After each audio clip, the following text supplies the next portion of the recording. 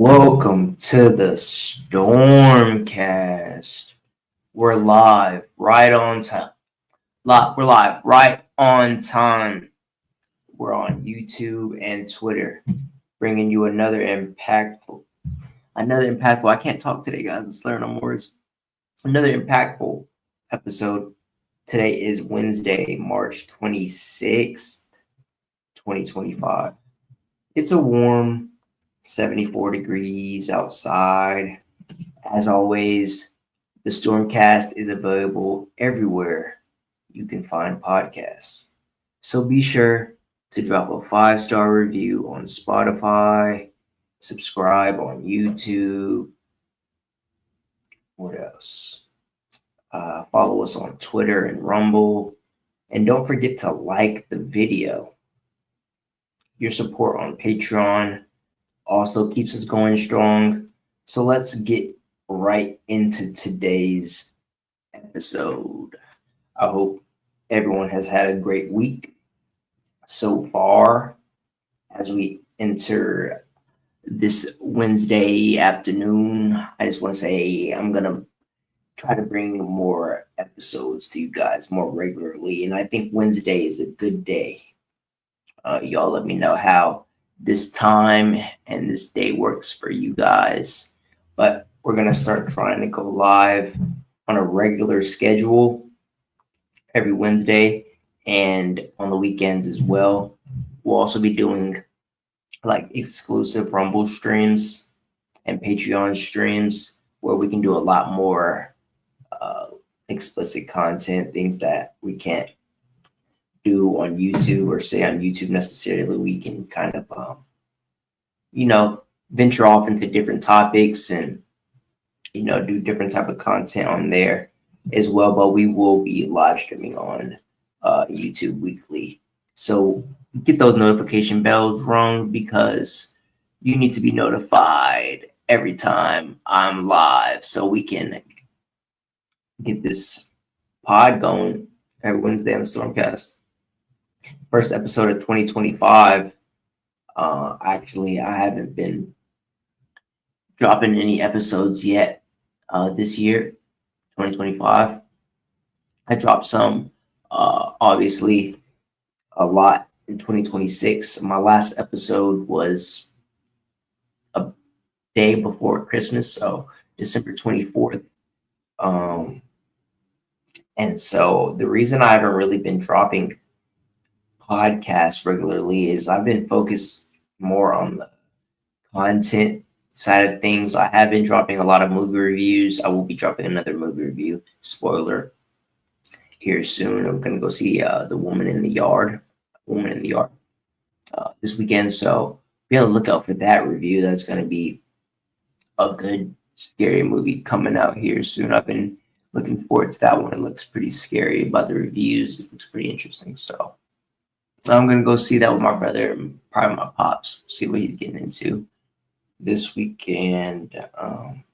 And yeah, I've also been figuring out my nursing schedule with caregiving, getting those on a consistent basis, working with different agencies and things. It's, it's one of those responsibilities in my life that I've had to pick up and start having to organize and strategize on, having caregivers and nursing for me throughout the week, so I've been putting a lot of focus on that.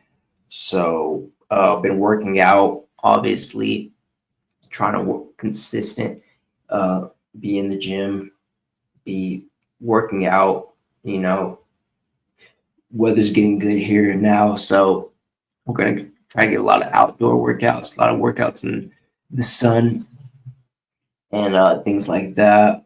And I've been going to therapy too, physical therapy, occupational therapy, been having a lot of appointments with doctors, things like that. So pretty much, guys, I've been, just dealing with the real life grown man things. And, as you get older, these responsibilities, they don't end, they only get more and more, and you just learn to deal with them and that's just part of life. And so 2025, it's all about growth, and we're gonna be consistent growth and content. And so be on the lookout for regular pods and content. So we got some topics and some things I saw. It's been a crazy year so far, actually. Share with you guys something that I saw about P. Diddy. We all know that he's dealing with all type of scrutiny, right? No Diddy and whatnot, but the Diddy list is actually more expensive than you probably think. Your favorite celebrity is definitely on this list. Yeah, here it is. So the Diddy Party was revealed. And that's not good for a lot of these celebrities out here, guys. All right. Because a lot of people are about to get exposed. And, it wasn't just him, doing all these crazy things. There was a lot of politicians, royalty, celebrities. We got Jay-Z, Beyonce, of course. We all know that they got their own conspiracies behind them, right? Jay-Z and Beyonce, but they're cool with P. Diddy, Jennifer Lopez, Kanye West, Kim Kardashian. Yeah, that's to be expected. Those Hollywood type. Be expected. Those. Okay, good. Making sure my sound is good there.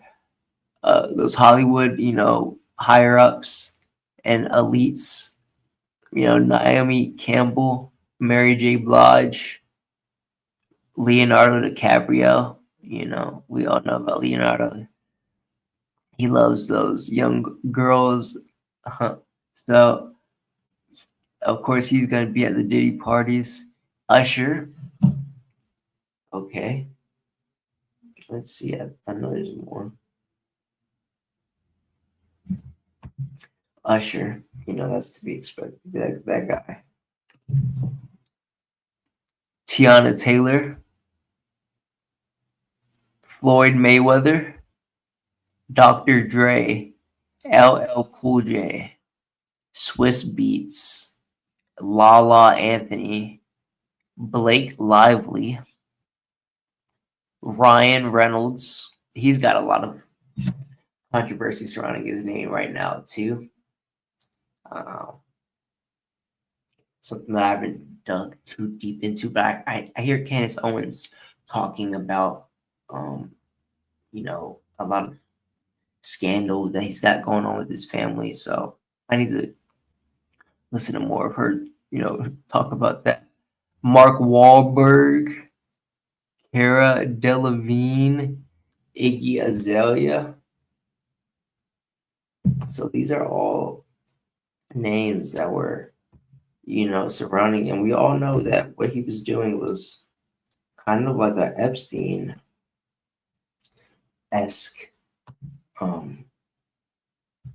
vibe, where he was, having underage people, having celebrities, blackmailing them with cameras, recording them, and then, abusing, young women and, boys more than likely, and doing homosexual acts and things like that with them. So all of these celebrities and royalty that I am reading off, they're also, socializing in part of these elite circles and doing these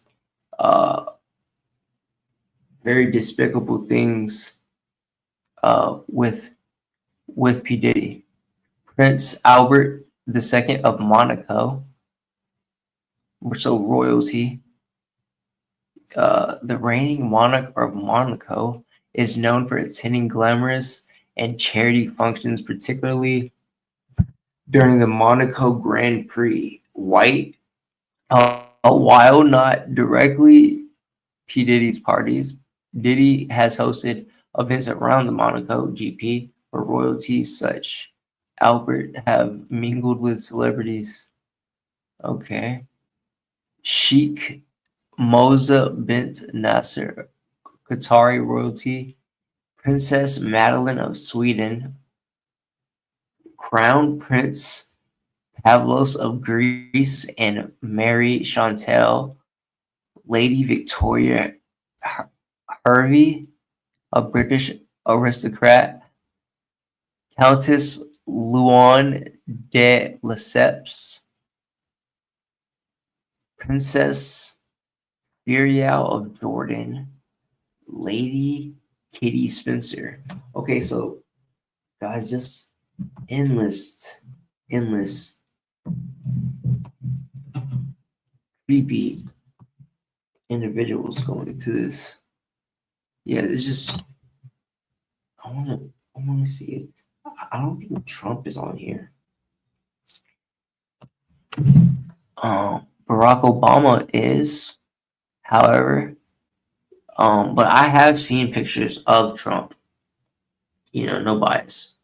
You know, with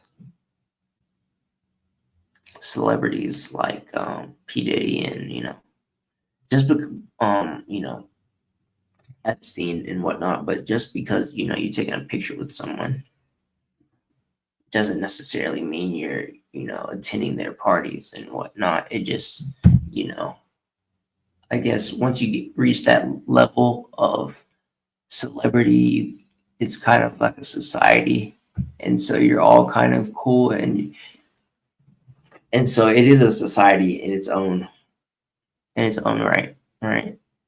And so they all know each other. They're all doing things with each other behind the scenes. They're extremely wealthy, so they can afford to dupe and go, anywhere in the world. So that's why you got all these royalty and whatnot from different countries attending these parties, because they're all connected. Michelle Obama, Al Sharpton, Jesse Jackson, Andrew Cuomo, former governor of New York. You see that? The really big one. I gotta make sure I know who I'm talking about there. But not to be I hope I'm right, but I think I'm right. Andrew Cuomo. No, okay, so I was wrong. So he's not the really big governor or of New York. Cory Booker, Bill Clinton, Hillary Clinton. All right, guys. So as we have learned, pretty much anybody you can think of that's a celebrity has attended these parties, right? So all of them are connected. All of them are doing this, and I just find it funny that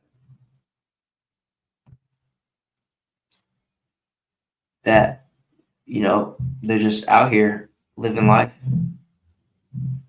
guilt free, but they very well could be in Diddy's shoes, because they're doing they're attending these parties. So pretty much they're all guilty, right? Going to say. So no one's to be trusted. None of these people are innocent. And to look at just Diddy as like the guy, right? I just find that hard to believe. It's not just him, right? So he's facing a lot of scrutiny, but rightfully so, probably. Maybe we'll see. His jury, I believe, is coming up here soon in New York. So that'll be very interesting to watch. and breakdown. I should live stream that, reacting to that. So top 10 actors with their 3 best movies. As you all know, I love. As the older I get, the more I love movies, and I can understand directing and writing technique and acting. Like I can understand emotion and behavior and acting better. So I find that interesting. Joaquin Phoenix at 10. So these are the top 10 actors with the 3 best movies. Do I agree? All right. Do you agree with this list? Joaquin Phoenix at 10.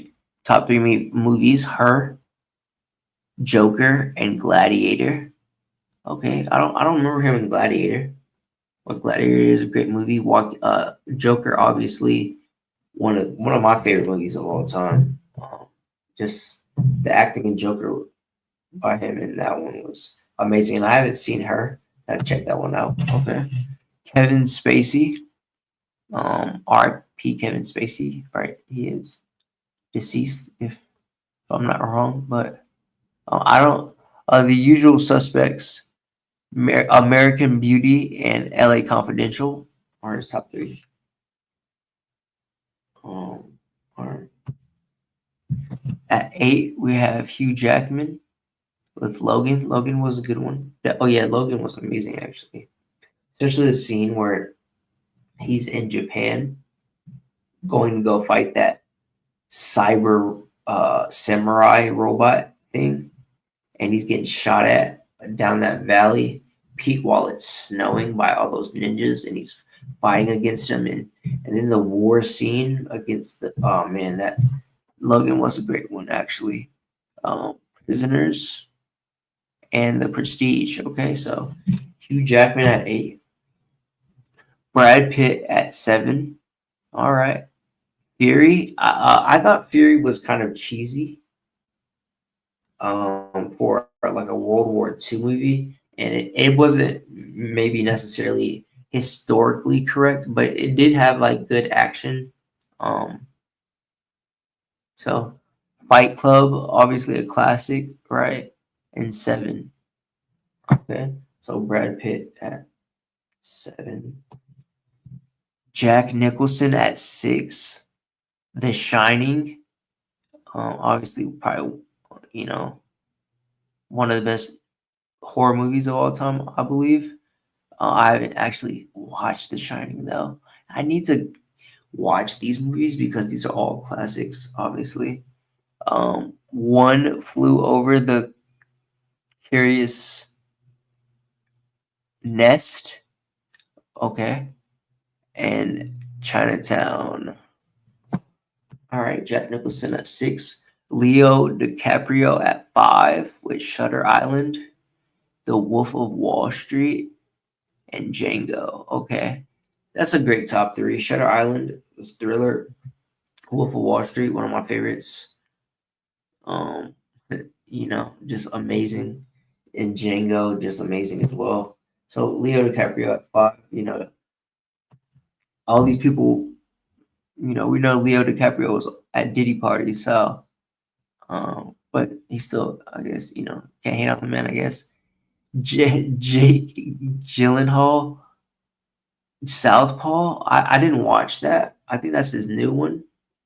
Oh no, wait. No. I'm thinking of something else. I'm thinking of Roadhouse with Conor McGregor. But Jake Gyllenhaal, Southpaw, Nightcrawler, and then this third one, I can't even read what this says. Chat, I cannot.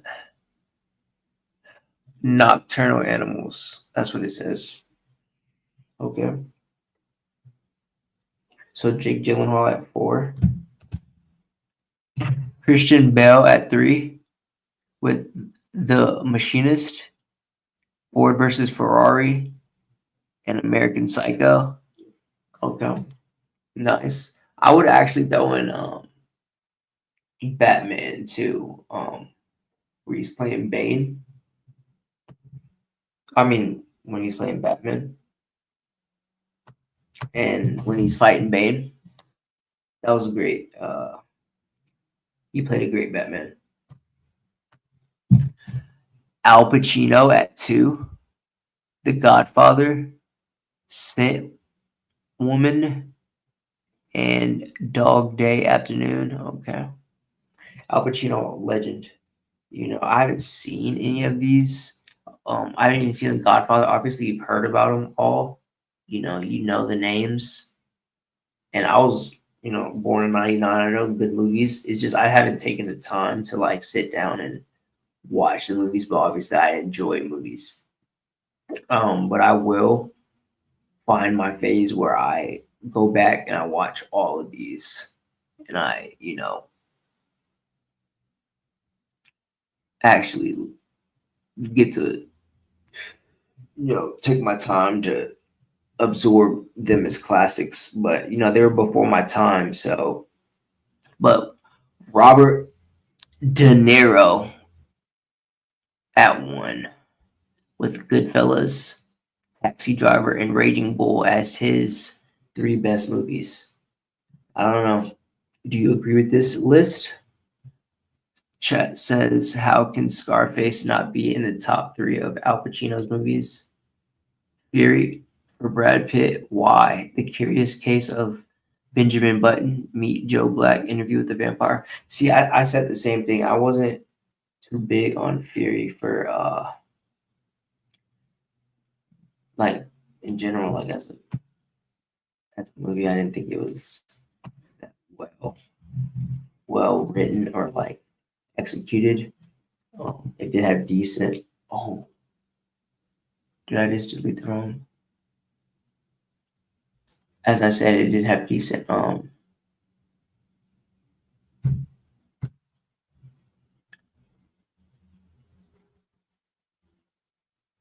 It did have decent action scenes. Yeah, Fury did have decent action scenes. I just lagged in real life just now. All right, so guys, on to the next topic. In other news, here's what you need to know to get up to speed. Trump signs an executive order banning transgender athletes from women's sports, which is, crazy that that's something that the president actually has to do, right?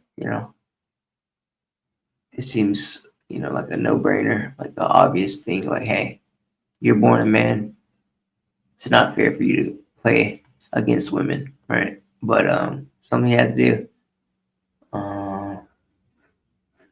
President Donald Trump signed an executive order banning transgender athletes from participating in women's sports, fulfilling a promise that was at the center of his 2024 campaign. The order will establish sweeping mandates on sex in sports policy and will direct federal agencies, including the Department of Justice, to interpret federal Title VI rules as prohibiting the participation of transgender girls and women in female sports categories. Titled Keeping Men Out of Sports, Men Out of Women's Sports, rather.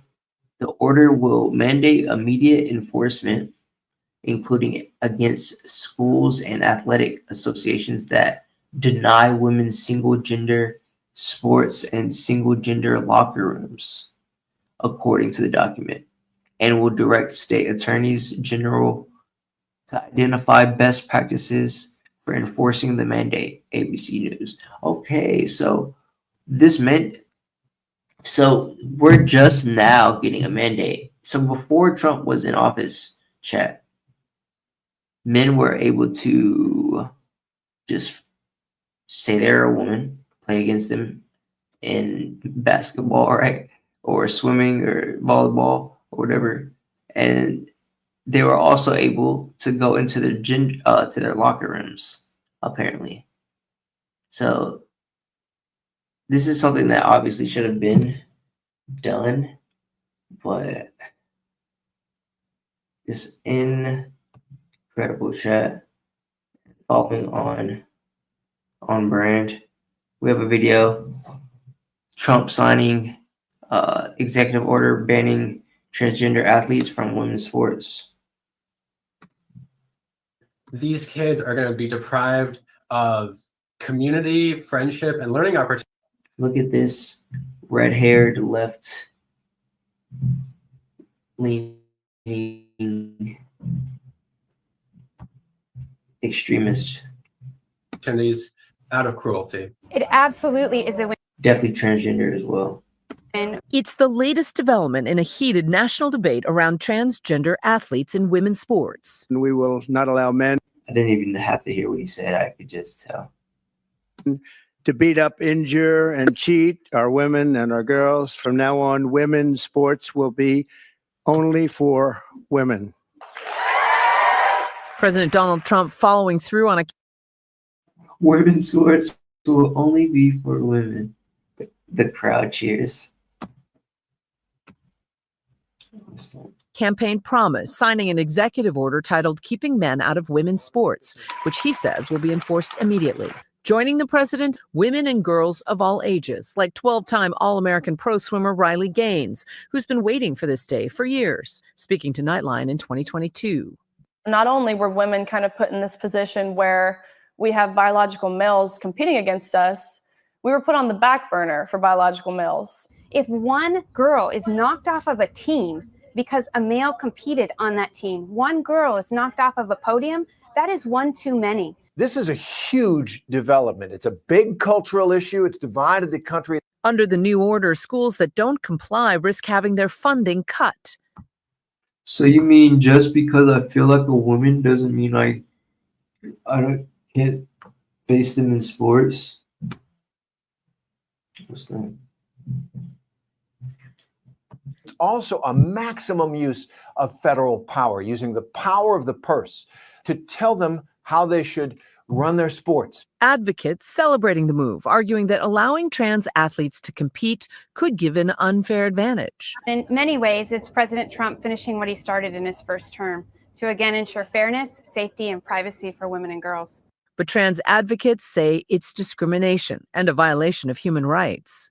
We first sat down with Leah Thomas in 2022 when she came out as trans as a UPenn swimmer.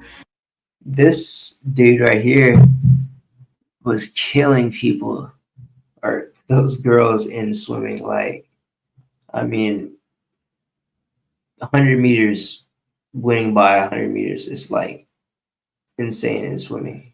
And found herself at the center of this fiery debate. What has the reaction been in the trans community? Explain that a bit. This executive order is among other executive orders and other legislative moves to further police bodies and police who is woman enough to fit into that category and be allowed to compete. Thomas won an NCAA title that year in the 500-yard freestyle. Swim versus a man. Her success is quite rare. According to the NCAA president, out of 510,000 NCAA athletes, fewer than 10 are known to be trans. And yet her victory ignited a heated debate in women's sports. You set the record. In many ways, do you fear that your success in some part triggered some of this backlash that we're seeing now? It was hard not to sort of place a little bit of blame on myself that it's not because of me, it's because Republicans in positions of power are trying to control. It's because you have a pair of balls on your legs, right?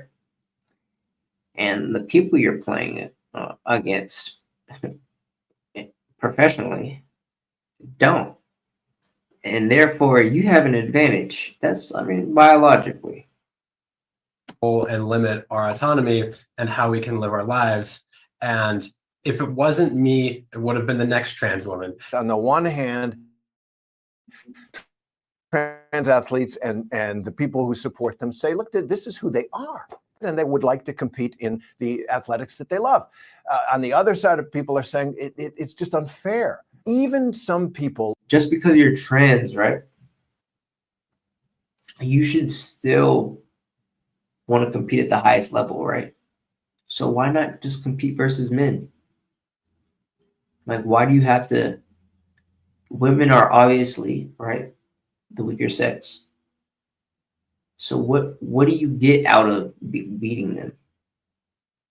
Like, I think it's just sick. And being trans obviously is a mental disorder, mental disease, mental illness, whatever you want to call it.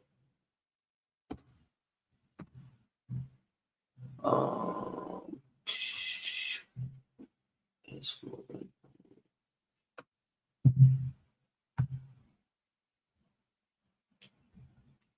how did I get down here?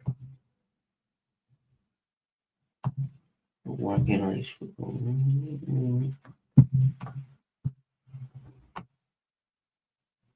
Yo.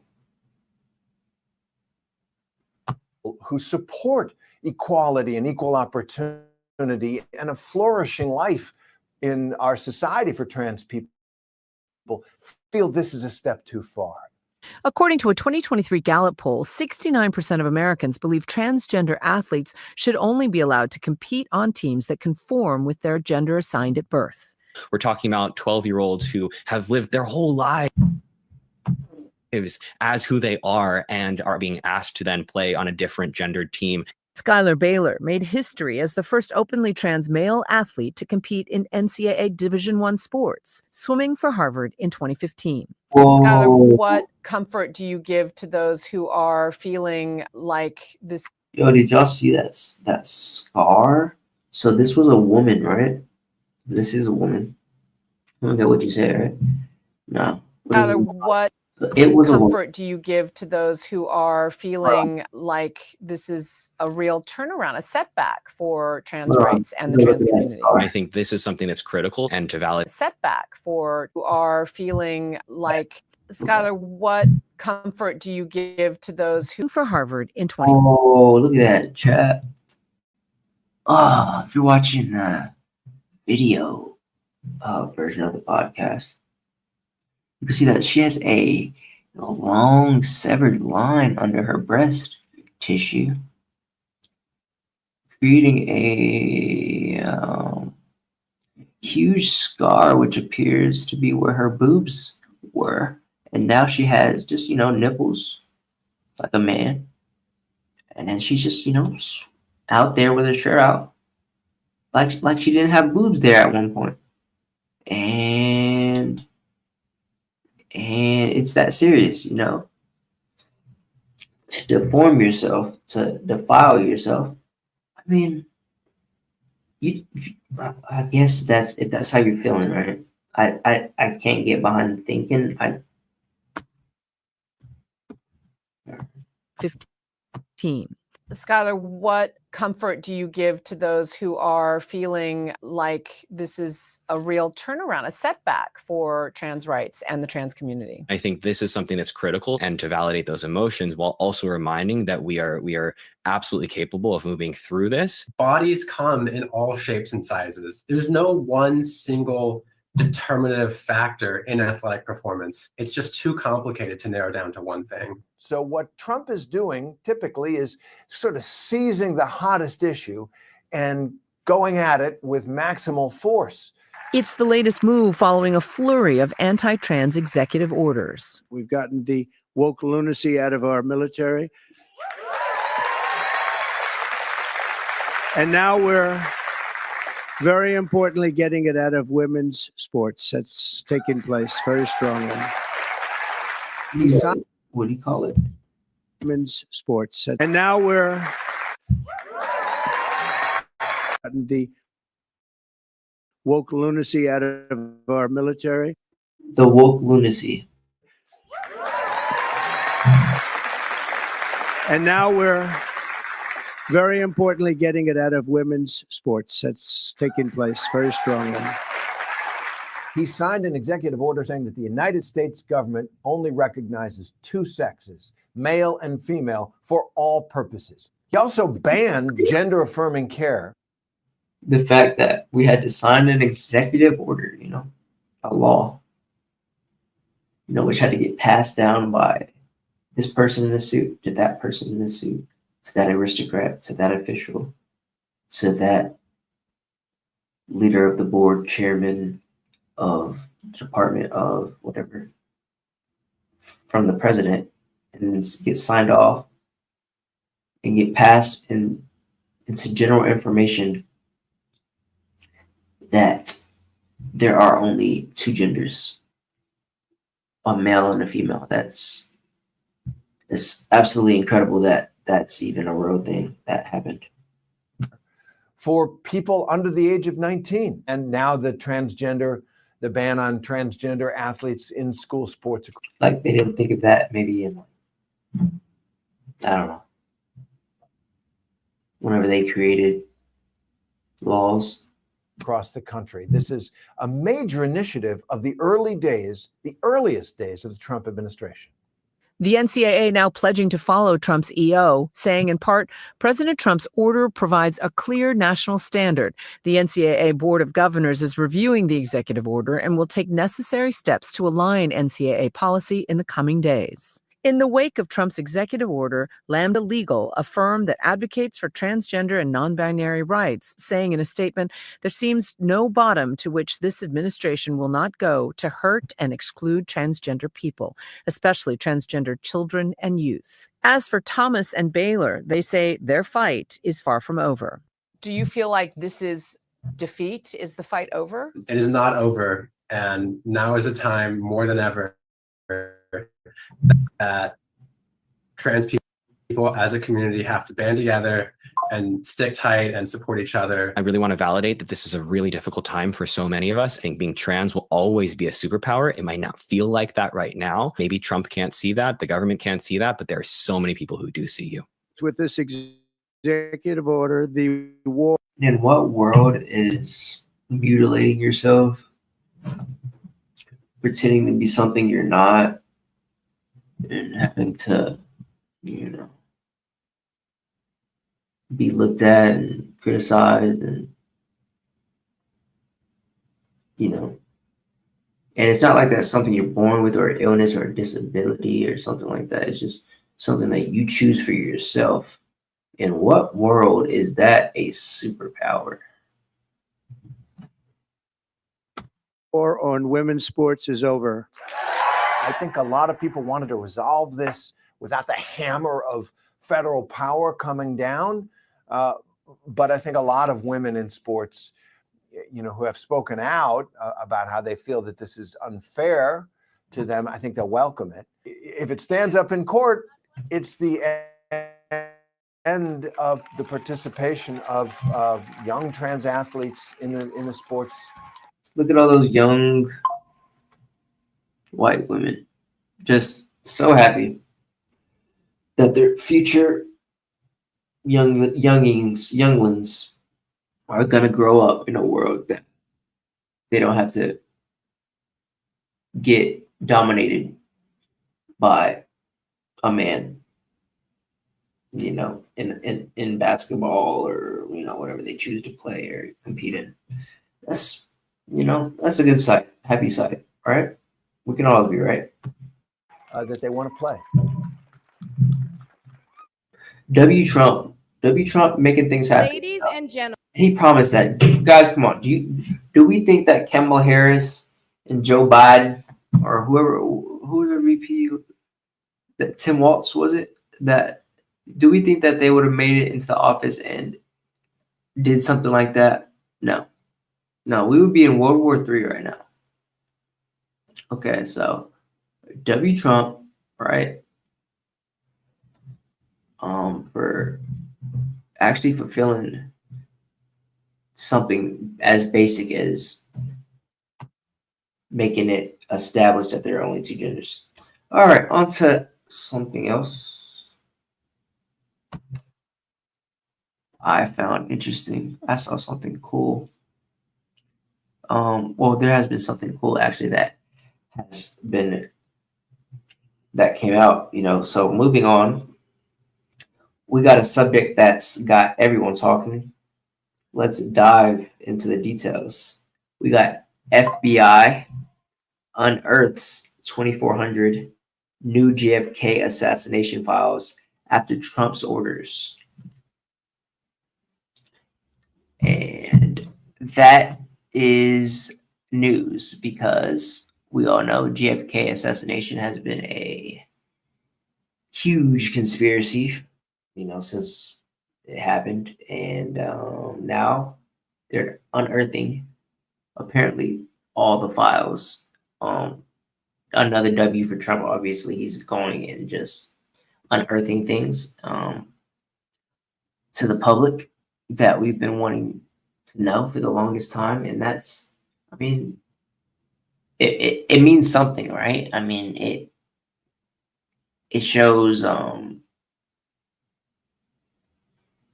that he's being transparent and, open and, with his citizens. So with the citizens, I should say that, so it's gaining the trust of the citizens, which is important, in his backing. So a great political move on his part, I would say. And again, do we think Kamala Harris and Tim Walz would have gone in here and done something like this? Maybe, but highly likely not. All right. Okay, so the FBI says that it discovered roughly 2,400 new records related to the assassination of President John F. Kennedy during a search stemming from President Trump's executive action ordering files to be declassified. The Bureau said that the newly found documents, which have been inventoried and digitized, were previously unrecognized as related to the JFK assassination case file. The FBI said it made the appropriate notifications of the records and is working to transfer them to the National Archives and Records Administration to be included in the declassification process that has been ongoing. The Bureau did not say what the records contain from CBS News. So they're still declassifying them. And the process is ongoing. And this is gonna, there's a lot of questions that for me, honestly, when thinking about this, is like who's the people who are declassifying this? What information could they keep archived? It's one of those things that it sounds good, right? But like in reality, what are they going to expose and what has been exposed?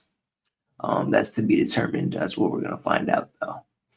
Because I really personally want to know how JFK actually died. Because you got the Lee Harvey Oswald cover up, right? This guy's lone sniper is just out there and then just from a building far away and just shot maybe, sniped him with all these people around and perfectly hit him right on the knock. No, it doesn't add up. So hopefully we can get to the bottom of this. We have a video going with this called FBI says it found 2,400 new JFK assassination records.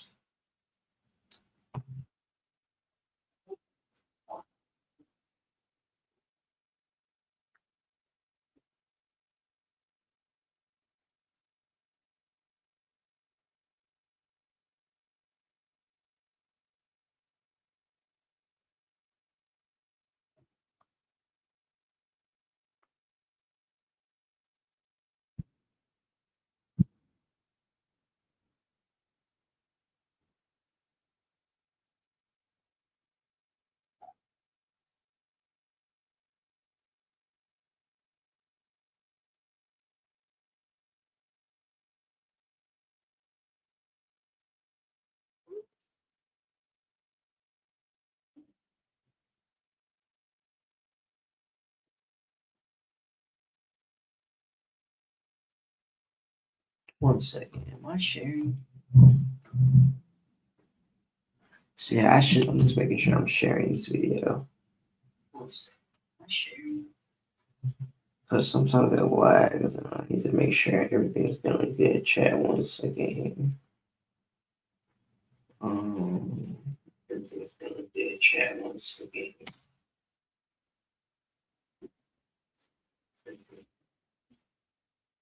Why is it not? There we go. It says stop sharing. Share this. Oh my god, I wasn't sharing this screen. My bad, guys. Did you guys hear that at least? Go back and check. No, you guys didn't hear that either. All right, so what I'm gonna do is I'm gonna start this video over because obviously there's gonna be a bunch of dead space right there. So let's see. And we're only what? A minute in. All right. So there's going to be a minute of dead space in the pod right there. We can cut that out. We can edit it later. Sorry for the live viewers watching. But yeah. Welcome back and Alive Now. I'm Austin Westfall. This week, the FBI is saying that it discovered 2,400 new records related to the assassination of President John F. Kennedy. This is happening as federal agencies are working to comply with President Trump's executive order last month to release thousands of files.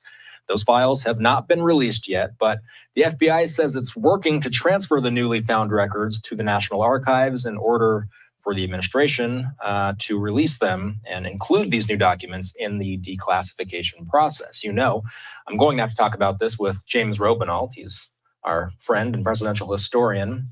2,400 records, James. How do that many documents get discovered? And does that mean that they were missing before? Yeah, I mean, this was a big surprise because a big surprise, huh? Yeah, does this mean they were missing before? That's the question, I guess. And who had them? Piece in Vanity Fair, my interview with Jefferson Morley, who I consider to be the real expert on all this stuff. He said, you know, the most looked for documents are CIA documents, and they're the ones that are the most redacted, and a lot of them have to do with Oswald in Mexico. So the fact that the FBI now comes out with 2,400 records is a huge surprise, and one that, you know, we have to figure out what happened here. But I got to tell you, way back when, and these records were created and the Warren Commission investigated and so forth, I understand there was a need for intelligence agencies and the FBI to protect sources, methods, and so forth. We're 60 years later. And that there was an order of Congress in '92 to start releasing this stuff in full. It was all supposed to be out by 2017. So the fact that somebody's finding 2,400 documents means that one of two things. It means that people didn't look very hard, or they knew about these documents, but they felt constrained to not be able to release them until they got a presidential order telling them to do so. So either way, it's a huge surprise, and it's going to be very interesting to see what's in this group. Yeah. So what's your feel of the situation? What's your gut feeling? Since an extra 2,000 documents have been found right ahead of this release, could that indicate that something more substantive might come of them? Yes, I think you know, there's a likelihood there's something important in those documents. But it also tells me the other thing that we know. We know that there are 3,500 documents that have been collected under the law, sitting at the National Archives, that have been redacted, you know, people's names marked out, and some of them with full pages redacted, which is astonishing given all the time that's passed. But what we also know is that there are a lot of documents that have not been collected under the law.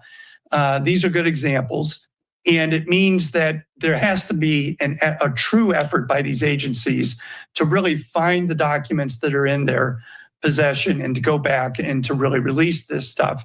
Now that they've been ordered to do so under this executive order, it is time for this stuff to come forward. And we're going to see, I think, additional documents that we didn't expect to see and that we didn't know about, because you don't know what you don't know about. And this is a good example of that. But I think it's not tip of the iceberg, but I think we're going to see a lot of this where people are going to come up with with new documents that nobody knew these documents existed. Let's talk about some of the folks in Congress that are leading the charge to getting these things released. Florida Representative Anna Paulina Luna is the head of a new congressional task force that's aimed at, quote, exposing federal secrets, unquote. She said this week that she believes that two shooters were involved in the JFK assassination. That's an elected official going on the record with that, James. So given what you've researched, is it fair for people to not believe the official narrative that JFK was killed by a lone gunman?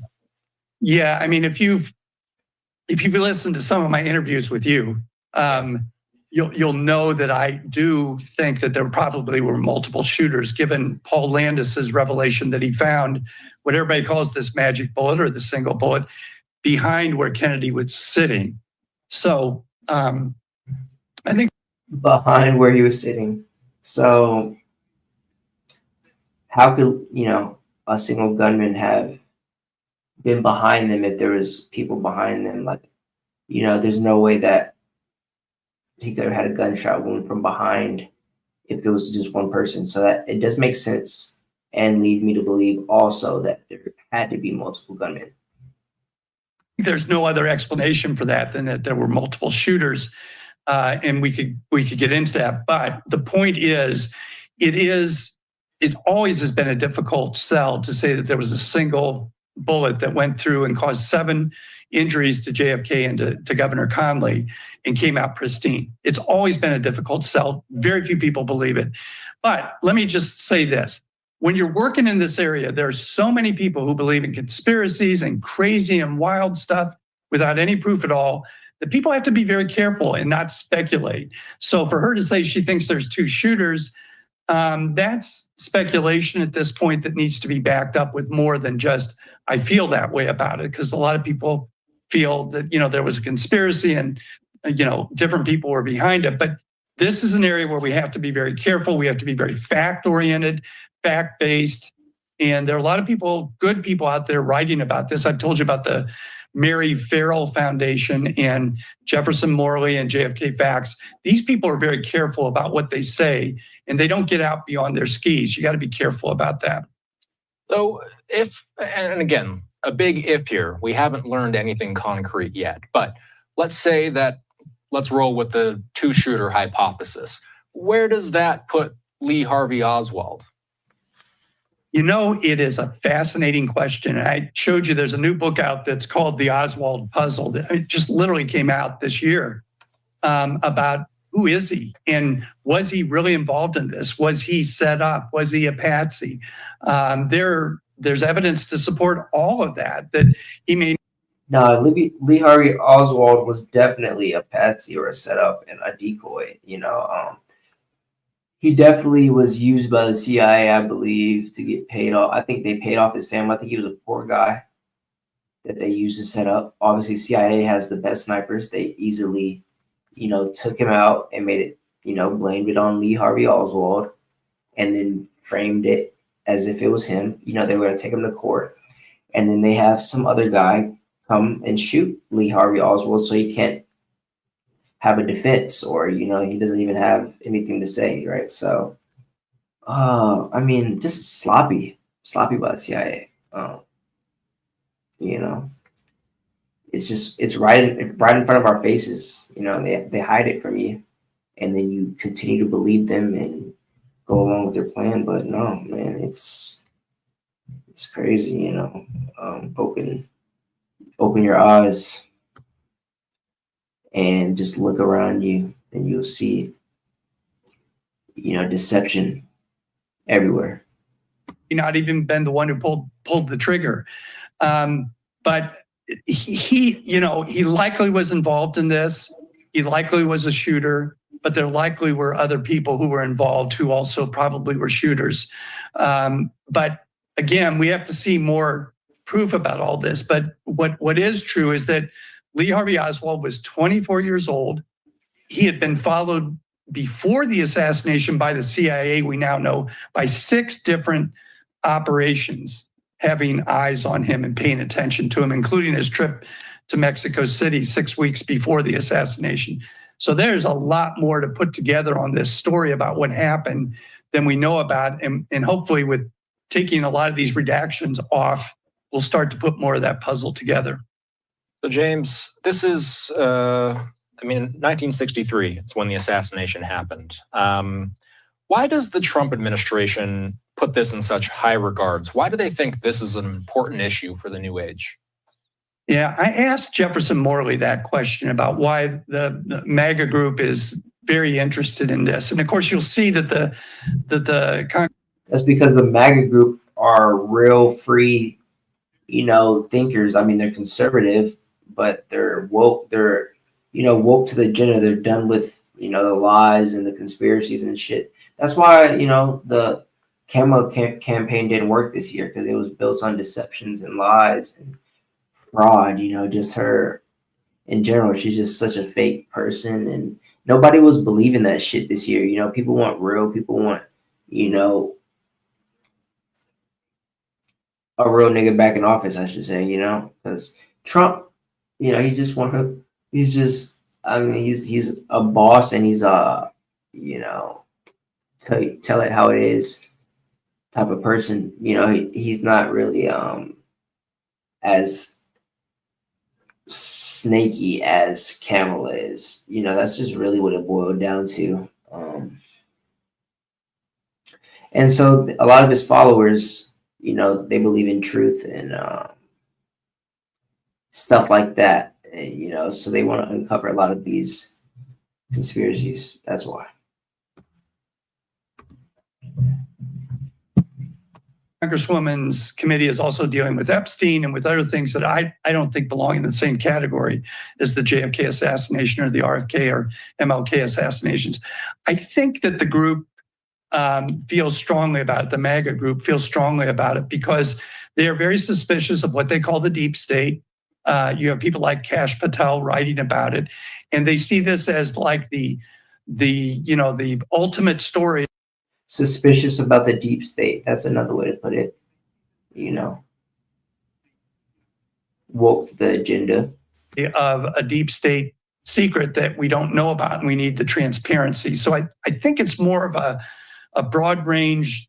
We don't trust the government. We want transparency, and we want somebody to go in there and just say, all right, let the sun shine in. Let's see what this is all about. And I think it resonated with them. It obviously was important also in getting Bobby Kennedy on board for Trump to make this commitment to release all these papers. Do we have any clarity on when we'll actually see them? We have clarity on a couple things. One is we know that the plan for JFK was due within 14 days at the White House, and they reached that goal. We haven't seen that plan yet, though. So first thing we got to see is the plan. What are they saying they're going to do? And really, that should become transparent very quickly. It shouldn't sit around, or this thing is going to start to look like same old, same old. We know that the MLK and RFK document plan is supposed to come out in early March. That's 45 days later after the executive order. And then in terms of the documents themselves, of these 2,400 documents that the FBI just turned over, one Trump insider is quoted as saying to Axios that you may just see these documents show up online. They're kind of fed up with, these agencies blocking, the release of these records. So they were saying you may just see them come out. I don't think that's going to happen, but it could happen. And it may be that we reach that point where the administration just starts releasing documents and says enough of the blocking at this point. Yeah. We'll be talking to you once we do learn more about when they will be released. And good idea, by the way, for anybody who wants to check out all of our interviews. Nice. So now we're just waiting to uncover, what they're saying. Obviously, I'm not too confident that they're going to be giving us the full entire truth and all the documents, and we're going to find out exactly what happened even still with this all being put out there like that. But it's a good step to awaken a lot of people up to the realization of our government, though, right? So, and the control system, and just I don't know, just, you know, to be above and beyond the system. You know, it's an important way to think. You know. All right, and I found something, you know, that you know, the only thing about that FBI unearthing those 2,400 JFK files, right, is like where's the MLK and the Epstein and the alien files, right? We all seen JFK. We've all heard about the JFK. We've all been exposed to that now, right?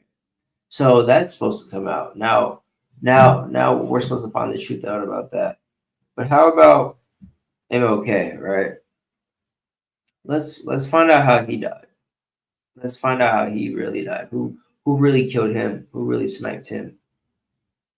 And Epstein. Let's find out who was all involved at the time with that sex trafficking ring of minors and, you know, underage individuals and young boys and girls and stuff like that. And then you got aliens, right? Could that be real? Could that be real, chat? Could aliens actually be a real thing?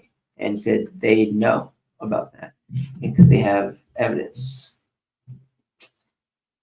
I'm just saying that's what we need to find out next. But moving on, we've got a subject that's got everyone talking. And something that's making headlines and sparking discussions. Here's the latest insight into Japan allowing scientists to make human animal hybrids. Japan has given the green light for experiments to develop human animal hybrids that can be carried to term, with the goal of growing organs for human transplantation. While this breakthrough could transform medical science, concerns remain over the ethical implications, particularly the risk of human cells influencing an animal's brain. Are we pushing the boundaries of science too far? This is from Intels on Instagram. Chat says, do we really want God to flood the earth again? No, that's a good point.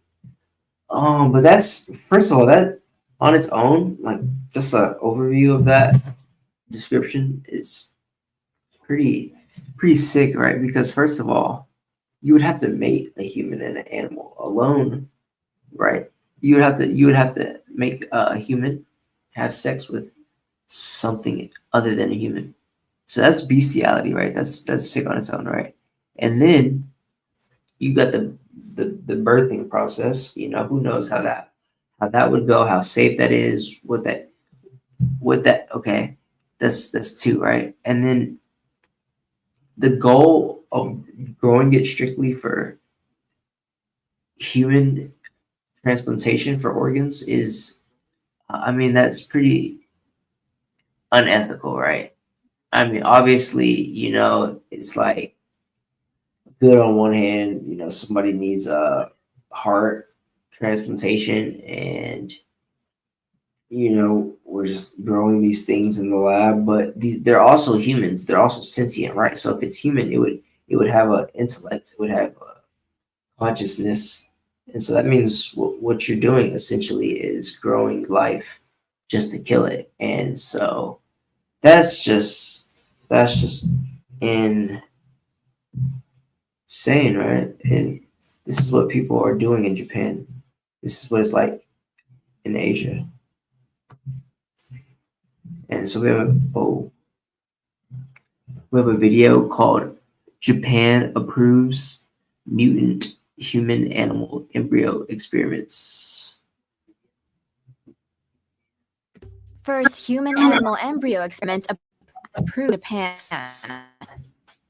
Japan has become the first country to greenlight a controversial experiment involving hybrid human-animal embryos. According to Nature magazine, experts at Japan's science ministry have approved a University of Tokyo proposal to grow human stem cells in mouse, rat, and pig embryos and transplant them into surrogate animals. Lead researcher Hiromitsu Nakauchi says the goal is to create animals with human organs that can then be used for transplants. The proposal is the first one approved since Japan lifted a ban in March on developing animal embryos with human cells beyond 14. So they're gonna take stem cells, transplant them into the animals, have them grow organs, then transplant those organs back into the humans. So does that mean when you take stem cells, essentially you're taking, well, you're obviously you're taking the essential tissue structure to grow organs, but you can't just grow an organ if you take stem cells. But animals can apparently. That's crazy. Days and bringing them to term. Nakauchi told Nature they will be creating animal embryos that lack a gene to produce certain organs. Once injected with human-induced pluripotent stem cells, or iPS cells, the embryo will use the iPS cells to make the organ. He says he plans to grow mouse embryos for 14.5 days until they are almost to term. Rats will be grown to near term for 15.5 days, and pigs for up to 70 days. Nakauchi's 2017 experiment saw him and his team successfully cure a diabetic mouse by growing a healthy new mouse pancreas using a rat embryo. Science Alert reports that while the treatment is meant to target only the organ being grown, the experiment will be suspended if the team detects more than 30% of the animal's brain to be human. This is apparently one of the Japanese... Only 30%. So 29% of his brain is human. You're good. Go ahead and grow that organ. Government's conditions in order to prevent humanized animals from ever coming into existence. Stuff, man.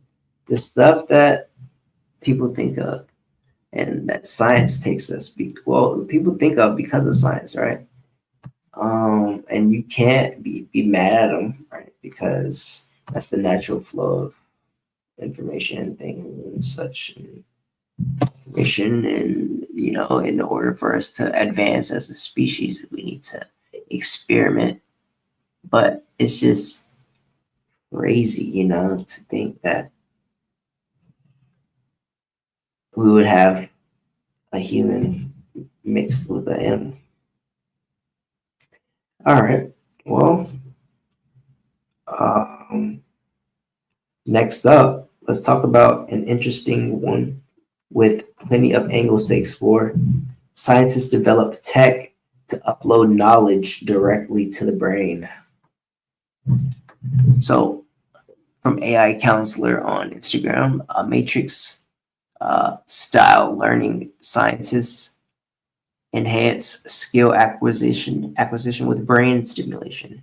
Researchers at HRO laboratories in California have made strides toward instant learning, reminiscent of the matrix concept.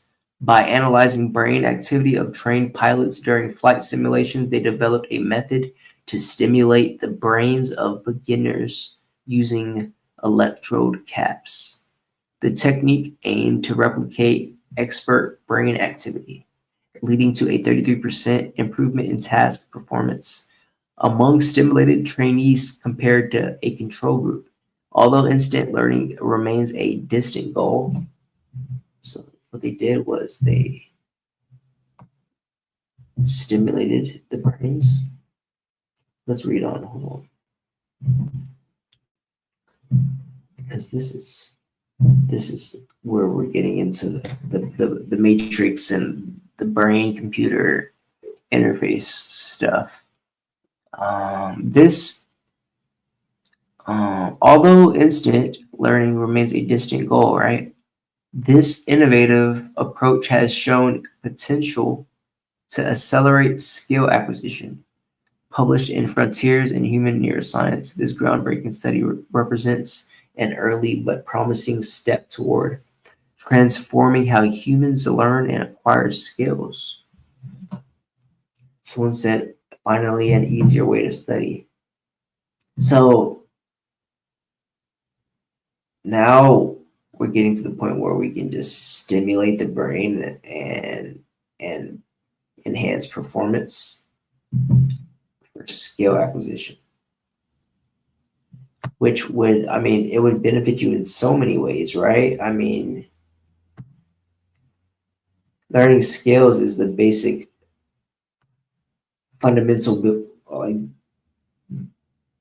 building block for, you know, building wealth, building, you know, success, building, you know, a foundation for creation and things like that. You need skills to be able to do things, right? So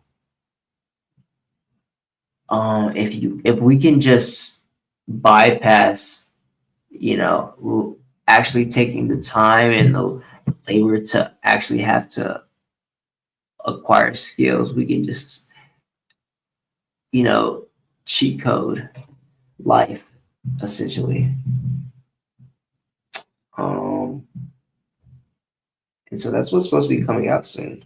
And that's exciting because, I mean, that would help you if, say, you have a spinal cord injury and you need to learn how to walk again or dress yourself again or brush your teeth again. You know, you can, you know, essentially bypass the physical part of it, and you can, you know, if it's neurologically, you can teach yourself and teach your body to do certain things again, you know. So we have a video called Knowledge Instantaneous Neural Downloads Education Future.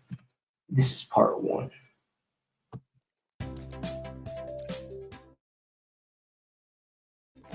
The human thirst for knowledge is insatiable. We have always sought new ways to understand the universe and our place within it. For centuries, education has been the key to unlocking this understanding. But what if we could accelerate the learning process? What if we could acquire knowledge instantaneously? The concept of neural downloads, once relegated to the realm of science fiction, is now emerging as a tantalizing possibility on the horizon of human ingenuity. Imagine a world where the vast tapestry of knowledge, from the intricacies of astrophysics to the nuances Bro is British of ancient languages, could be seamlessly integrated into our minds. This is the promise of neural downloads, a revolutionary technology poised to redefine the very fabric of education and propel us into a new era of enlightenment. This is no longer a fantasy. This is incredibly AI, but I mean, you get the point, right? I mean, confined to the pages of a Philip K. Dick novel. It is a future that might be closer than we think. As we stand on the precipice of this technological revolution, it is imperative to explore the potential benefits and challenges that neural downloads present. The journey of understanding begins with a single question: what if?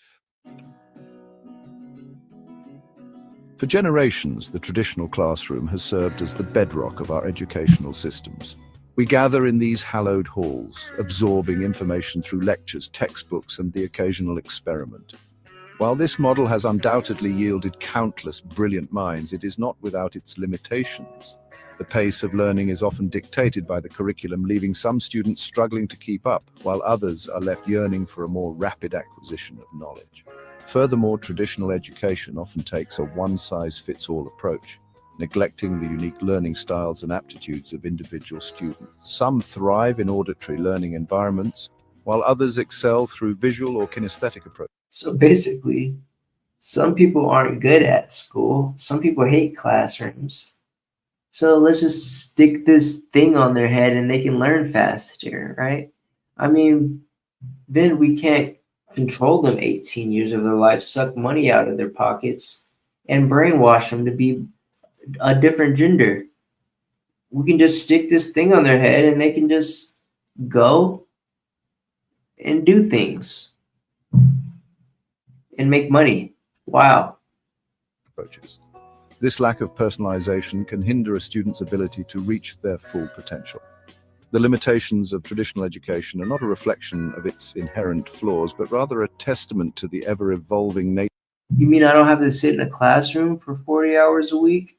I can just stick this Apple Pro on my head and learn everything in one day? Wow. Of human understanding and the tools we use to acquire it. As our world absolutely cannot wait till these things come out. Look at that. Becomes increasingly complex and information rich, it is clear that we need innovative approaches to education that can keep pace with the demands of the 21st century and beyond. So they got Game Cubes on their head. That was part one. They like little Game Cubes. This is part two right here.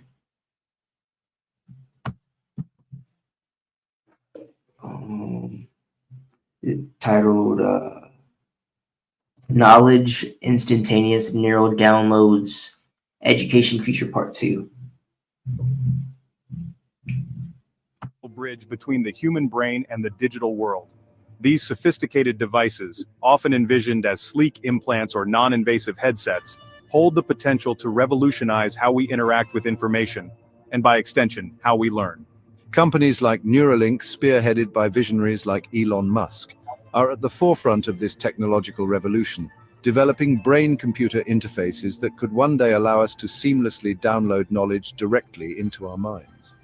Imagine a world where mastering a new language is as simple as uploading a language pack to your neural implant.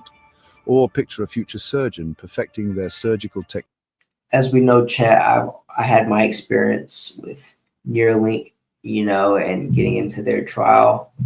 And I'm kind of glad that I didn't because, they are in the early phase, as we know, phase one, exactly. So I don't really want to be one of the first people to get a hole drilled in my head. And as we saw, one of the guy that was on Joe Rogan, I can't remember his name right now, but the guy who got the Neuralink, his Neuralink, it malfunctioned and the wires came out.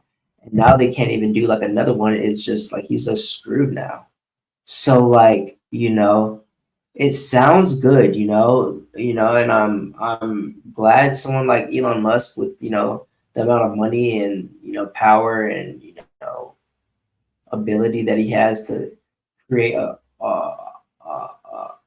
business which can create such a technology which can help people with disabilities and things of that sort. But it's just, way too early for me personally to volunteer for the process.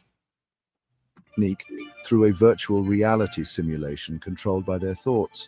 These are just a few glimpses into the transformative potential of neural interfaces in the realm of education. With neural interfaces, the barriers of time and accessibility that have long hindered traditional education crumble away. Learning becomes instantaneous, personalized, and limited only by the capacity of our minds to absorb and process information. Section 4, Transforming Education, Personalized and Powerful. The implications of neural downloads for the future of education are profound.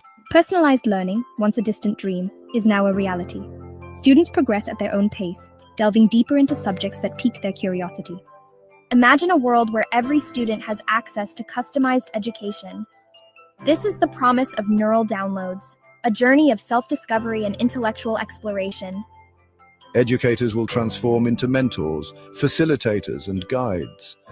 So what's the point of even going to a classroom with some weird, creepy teacher dude if I can just sit at home in my underwear and put this little game cube on my head and I can do it all from the comfort of my bed? I don't know. Helping students navigate information, fostering critical thinking, creativity, and problem-solving skills. Education will shift from rote memorization to higher-order thinking skills. We will explore the frontiers of human knowledge and unlock the secrets of our existence. Section 5, Ethical Considerations, Navigating the Uncharted Waters of Neural Downloads. Neural downloads raise ethical and societal considerations that must be addressed. The potential for misuse is undeniable. Who controls access to this technology? How do we prevent a digital divide? What happens to our individuality? Can memories be altered or erased? These are not easy questions. We must proceed with caution and engage. Can memories be added or erased? Chat. Yo, if somebody adds a memory, better yet deletes my memories, bro, I'd be so pissed. Engage in thoughtful dialogue. Ensure this technology empowers humanity, not divides us. So, Navigate neural downloads with wisdom and commitment to betterment. imagine Elon Musk accidentally deleting the time you had your 3rd birthday party with all your friends at the movie theater. Woo! Chat. Oh, okay. So we back. I need to add this screen. We're back. Y'all let me know what y'all thought of that one. Finally, to wrap things up, we're closing out with a big one. And here's why it matters.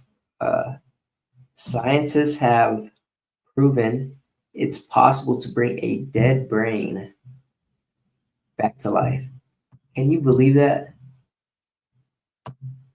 Can you believe the words I just said? A dead brain, right? So a brain dies, no more electricity, nothing, no more blood pumping to it, no more electricity, right? Scientists have proven it's possible to bring it back to life. In a groundbreaking study, scientists have demonstrated the potential to restore certain cellular functions in pig brains hours after death. Researchers at Yale University developed a system called BrainX, which involves perfusing the brain with a specialized solution that mimics blood flow, delivering oxygen and nutrients to the tissue. This approach successfully preserved the architecture of the brain and revived some cellular activities, such as glucose metabolism and synaptic responses, up to 6 hours post-mortem. So 6 hours after this pig was dead, right? They had this, well, I'm guessing, maybe potentially right after the pig, was pronounced dead, they started perfusing the brain with the solution, which delivered the oxygen. So all you need essentially for the brain to stay alive is the oxygen and the nutrients being delivered to the tissue. So that kept the cellular functions and activities going by glucose metabolism and synaptic responses. 6 hours after the pig was dead, it was still doing this. So that's amazing, right? Say you die, right? You get shot or something, and you're pronounced dead. On the side of the road, you're just laying there, or it takes you a while. Say you die, you choke on something, and you can't get oxygen to the brain, right? They use this substance to keep you alive until you get flowed to wherever hospital and where they can provide care on you. So the research primarily, first of all, it's important to note that while these findings are significant, the treated brains did not exhibit any organized electrical activity associated with consciousness or awareness. So the research primarily focused on understanding brain resilience and exploring potential avenues for treating brain injuries. Ethical considerations remain paramount, and further studies are necessary to assess the implications and applications of this technology. But so, okay, say you died, this wouldn't necessarily keep you conscious or aware, right? So that's what this is. That's what this is noting. But say you do have a brain injury, perhaps a spinal cord injury, right? This will keep brain activity and synaptic responses alive, you know, post injury. So this is huge for the science realm of things, side of things, because say, or especially if you have a spinal cord injury, which, you know, I have, and many of my audience does, who watch are in wheelchairs or maybe perhaps have a spinal cord injury.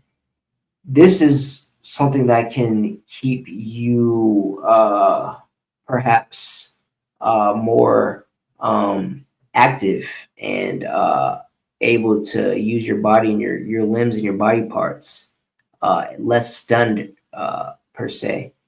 Say your trainer or something has this substance. That's what this is telling me. So you can you know, imagine what you want with that, but play with that how you want. But we got a video here.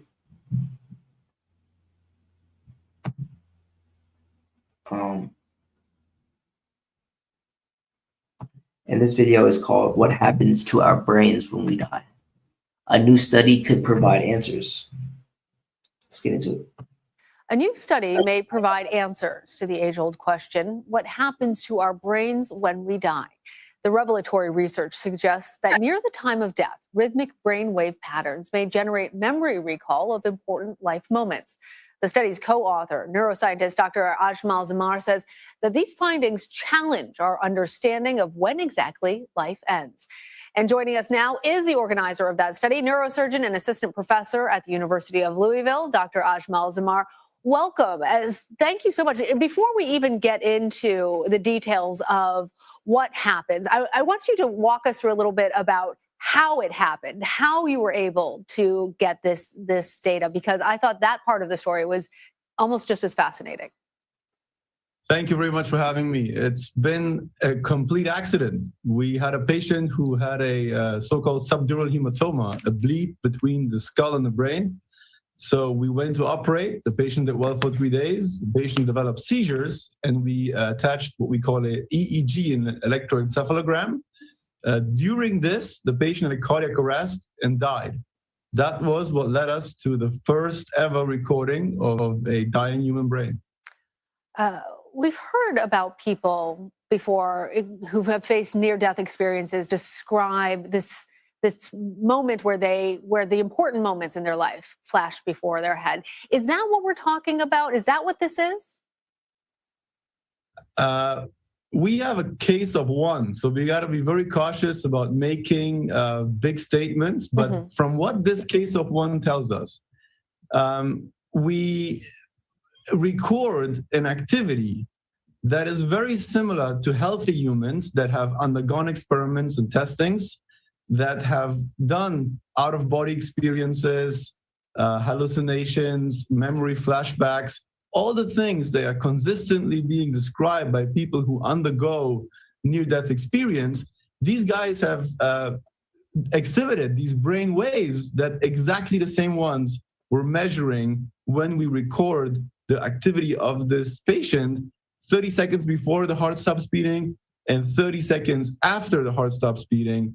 That we found was quite astonishing.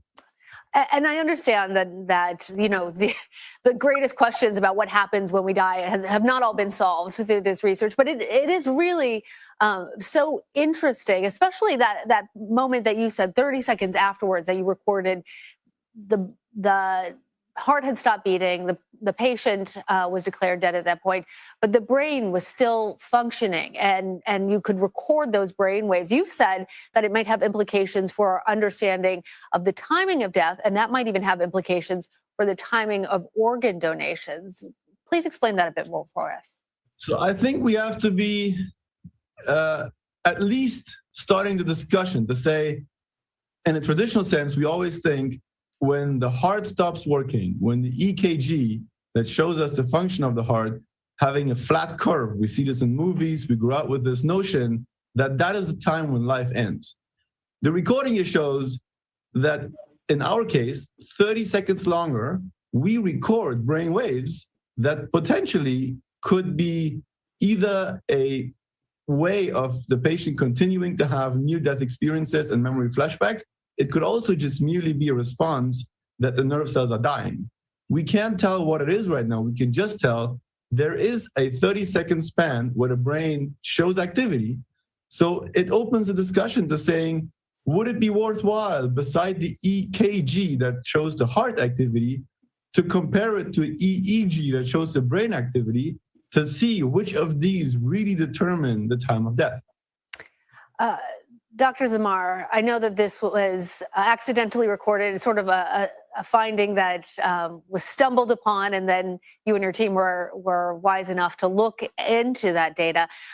You, though, plan to continue it by investigating similar cases in the future. Tell us more about what research lies ahead, what questions you hope to answer, and what else you hope to be able to share with people about that tremendous question: what happens when we die? We have waited for a long time with the hope that there would be other cases like this, so we didn't have to go out with just one case. It is, from a scientific point of view, very thin ice to make conclusions on one case. So my hope is, through the conversation with you, through the conversation, the unimaginable media coverage that this has had across the globe in the past days, other scientists would come and say they may have a similar case, and we could analyze it together and get further insight to either prove what we have or maybe disprove what we find. What does it get for the future, and what implications does it have? I think there's the implications we already talked about, the time of death. There's the implication of every human being experiences death during life of a loved one. We experience death from ourselves at some point. It's something that in life, it's sad, but it's the nature of life. I think it is just as birth. Death is something that we all are interested about. So the neurobiology, the neurophysiology underlying death is an interesting phenomenon that's completely unexplored almost. It will be interesting and fantastic to know more about it, and I hope I can contribute. And to me personally, I think when we have patients, as a neurosurgeon, we see at times patients that we can't help. They have accidents, they have untreatable brain cancers.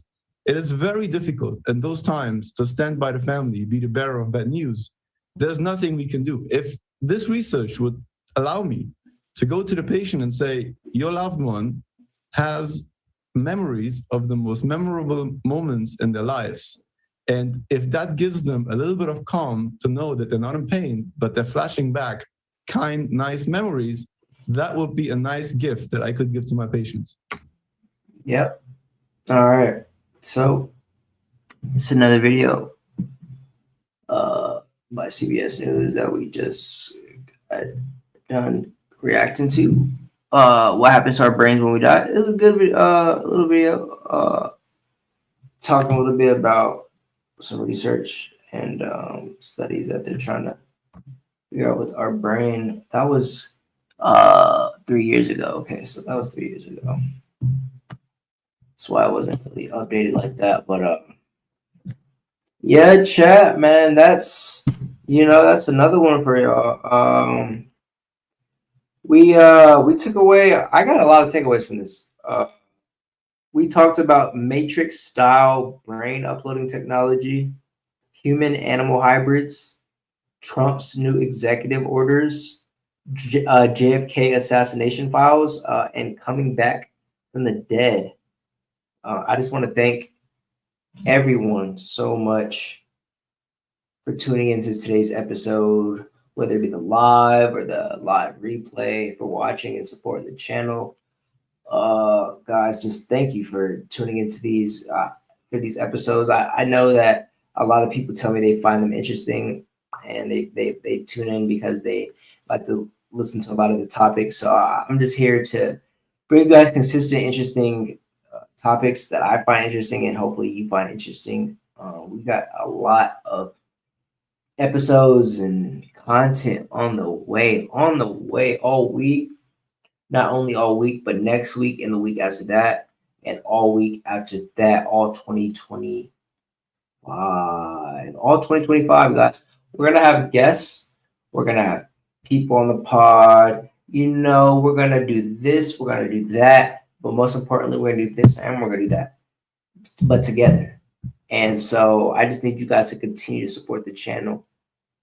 And tell me who you want to have on the pod and what other topics you want me to talk about. I can talk about any topic. These are just really just things lately that I've been finding interesting, and week by week, episode by episode, I'll continue to bring you different topics and catch you up on the most important things going on around the world and in our time, guys. Thank you for your time. Thank you for being here with me today. I just want to say, if you do want to support the channel, you can always go and support that Patreon down below in the description. If you want to support the podcast, that's how you can do it right there. If you go down to that link in the description and you join, you can also get behind the scenes episodes and content that is only exclusive on the Patreon, and that's not on the YouTube and not on the Rumble or the Twitter, just on the Patreon.